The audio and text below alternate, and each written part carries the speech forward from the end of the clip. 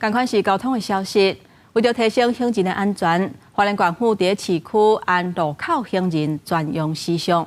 不过，这个装置伫花莲是头一届使用，真侪民众拢也无啥了解，要安怎来用。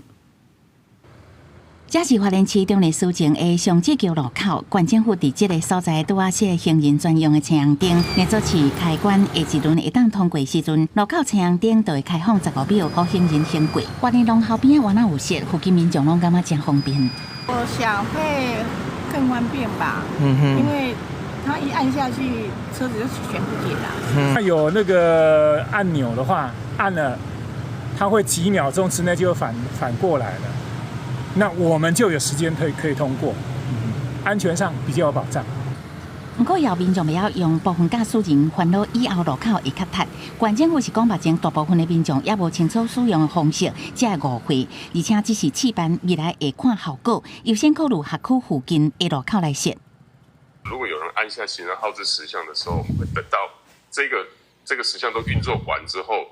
就换这个行人时项。所以有一些汽车的驾驶可能他会觉得说，为什么现在有突然多了一个